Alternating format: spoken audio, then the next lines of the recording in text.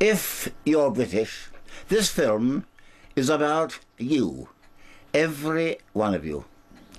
Something is happening in Britain which increasingly intrudes into the way you live. Traditional customs, familiar and trusted patterns of a liberal, compassionate society, the British way of doing things, all are disappearing and being replaced by a frustrating avalanche of alien regulation and bureaucracy. This is happening not as a result of popular demand, but as a result of British membership of the European Union. The very character of our unique way of life is being destroyed, and there has been no public debate, consultation, or approval. The people appearing in this film are not politicians or civil servants. They don't seek your vote or your money. They only ask that for a few moments you watch and listen and then make up your own mind. Almost all you're about to hear has been hidden from you. Everything you're about to hear is the truth.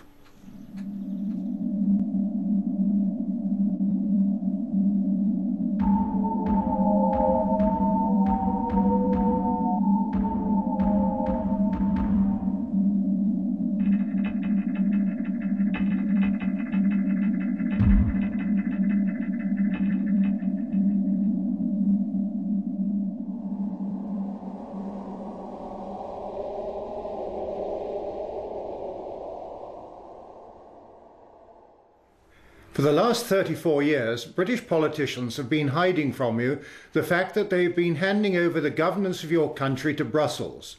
This film shows how close they are to completing that process. In 1972, the British people were told that they were joining something called the Common Market. They were assured by Prime Minister Edward Heath that this was just a trading arrangement and involved no loss of essential national sovereignty. In this, the British nation was seriously and deliberately deceived. Today, as a result of that 1972 arrangement, British national identity, a British government, and British independence are about to be sacrificed. Britain is to disappear within a European federal state, and the British people are to be governed from Brussels by unelected foreign officials. A succession of British politicians have continued that 1972 deceit and secretly stripped Britain of self-government. Details of this whole process have been suppressed and kept from you. Most people in Britain haven't a clue as to what is happening. Christopher Booker explains why.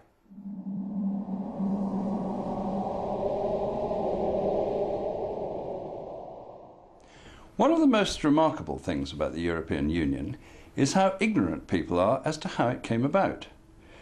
A few years ago, when my colleague Richard North and I began researching the history of what is called the European project, we were astonished to find just how distorted and inaccurate all previous accounts of this story had been. The core ideas which have inspired this project go back to the 1920s, and for the men behind it, notably the Frenchman Jean Monnet, their ultimate goal right from the start was to create a United States of Europe. Their aim was to place the peoples of Europe under a form of government like nothing the world had seen before, a government that was supranational. To achieve their goal, they came up with two brilliantly clever ideas. The first was that it could never be achieved overnight. It would have to be assembled piece by piece over many years without revealing its ultimate purpose. The other idea was that all the national governments of Europe should be left in place, while being gradually hollowed out from within, as they passed under ever greater control by the supranational power. Thus, what amounted to a slow-motion coup d'etat could take place without people realizing what was happening. That is why we called our story The Great Deception, because such is what the historical evidence shows it to have been. Step one in the early 1950s was Monnet's European Coal and Steel Community. He never intended this body to be anything other than the embryo of what would eventually be a government for Europe. The next step was to widen this into a European Economic Community set up by the Treaty of Rome in 1957. Again, this common market was deliberately intended to be just a cover for their true goal of complete political union. For nearly 30 years, the handing over of powers by national governments continued, the original 6 countries becoming 12, until in the 1980s the project was ready for its next great leap forward. This would need 2 new treaties, the Single European Act in 1986 and the Maastricht Treaty on European Union in 1992, followed in 1997 and 2001 by 2 more at Amsterdam and Nice. By now, the real aims were coming out ever more into the open, as it was agreed that this new supranational government should have its own currency, its own foreign and defence policies, its own court system and police force, all the attributes of a sovereign state. Finally, as the number of member countries rose to 25, it was agreed that as the next great symbolic act in the story, Europe must have its own constitution. In 2005, as we know, this was rejected by the voters of France and Holland. But by now, the project is so far advanced that those behind it believe it must roll on regardless.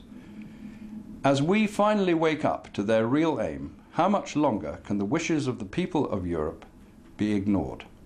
Such is the battle in which today, whether we like it or not, we are all involved. The EU constitution Christopher Booker referred to is a major step in the final transfer of power from Westminster to Brussels. But it's more than that.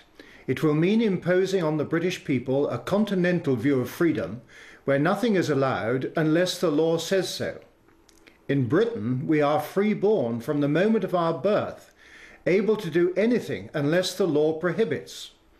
In the European Union, we are about to lose that. Britain already has a constitution of its own, one that has stood the test of time and been admired and copied by other countries, in particular America, whose founding fathers used the British model when drafting their own constitution. Is it so important that we retain our own constitution? What's so special about it? Here's John Bingley.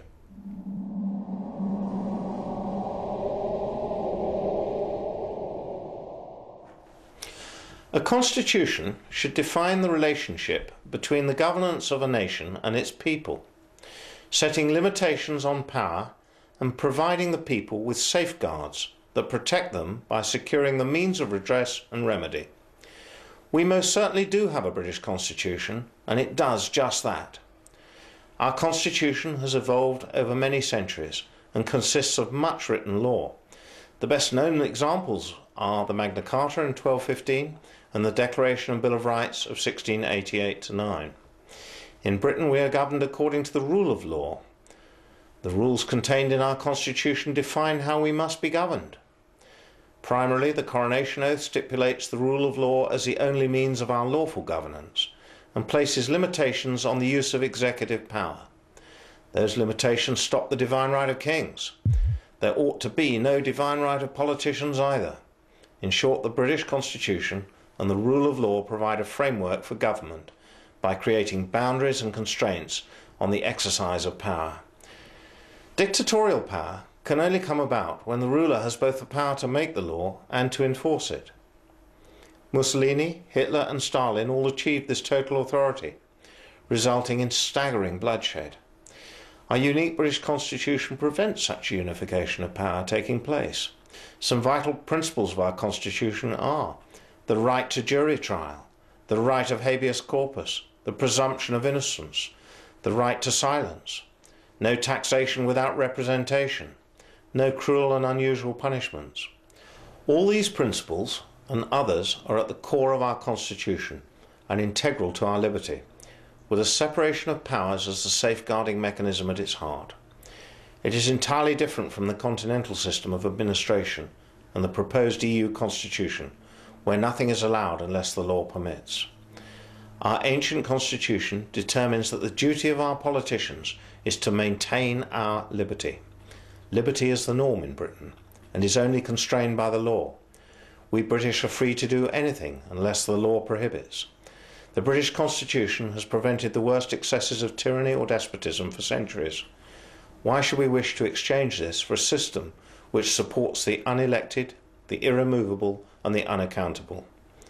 The imposition of the EU Constitution will mean the end of the British Constitution, and along with it will go all the protections we have enjoyed for centuries, including our right and our children's right of self-determination.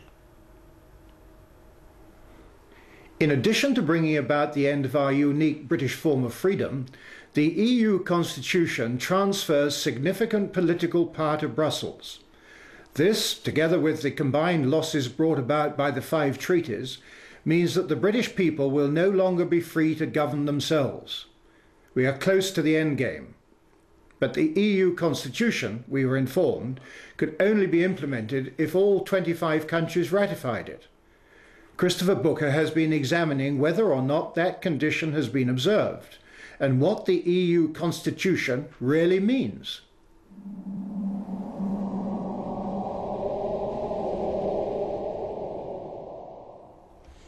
It was in the late 1990s that the political leaders of the European Union began to talk about the need to give Europe a constitution. For decades they had been proceeding with their plan to assemble a supranational government for Europe by stealth. But they had got so far, they now felt, that concealment was no longer necessary. If the United States had a constitution, so should the new United States of Europe.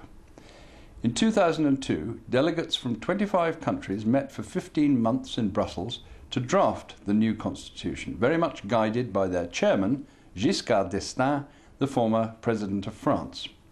It then took their governments another year to agree on the final text, this huge document here.